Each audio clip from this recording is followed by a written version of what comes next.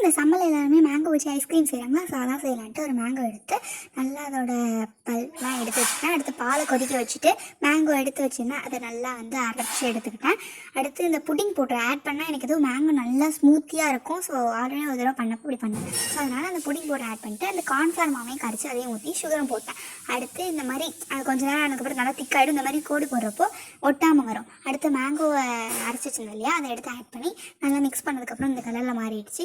அடுத்து அதை எடுத்து ஒரு கண்டெய்னர் பாக்ஸில் ஊற்றிட்டு அதுக்கு மேலே வந்து ஒயிட் கலர் ரேப்பரை வச்சு ரேப் பண்ணிட்டேன். நல்லா வந்து ரேப் பண்ணதுக்கப்புறம் ஃபஸ்ட்டு தடவை எனக்கு ஃப்ரீஸ் ஆகி வரப்பே செம்ம ஸ்மூத்தாக இருந்துச்சு. பாருங்கள், இருக்கிறப்ப எவ்வளோ ஸ்மூத்தியாக ஐஸ்கிரீம் மாதிரி வருது பாருங்கள். ஸோ எனக்கு ஃபஸ்ட்டு தடவை செம்ம ஸ்மூத்தாக இருந்துச்சு.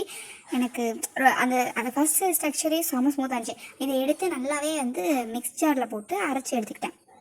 அரைச்சி எடுத்ததுக்கப்புறம் மறுபடியும் அந்த கண்டெய்னர்லேயே வந்து ஆட் பண்ணிக்கிட்டேன். அரைச்சி எடுத்ததுக்கப்புறம் எவ்வளோ ஸ்மூத்தாக இருப்பாங்க, அதை எடுக்கிறப்பயே செம்ம ஸ்மூத்தாக இருந்துச்சு.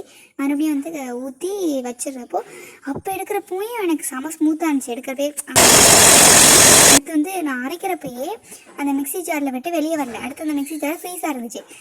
மறுபடியும் வந்து அந்த மேங்கோ பல்பெல்லாம் வச்சு டிசைன் பண்ணிவிட்டு அந்த ஐஸ்கிரீம் மறுபடியும் ஊற்றி எடுக்கிறப்போ நல்லா ஸ்மூத்தாக இருந்துச்சு. பாருங்கள், எடுக்கிற எவ்வளோ செம்ம ஸ்மூத்தாக இருந்துச்சு. டேஸ்ட் சூப்பராக இருந்துச்சு. பாய்.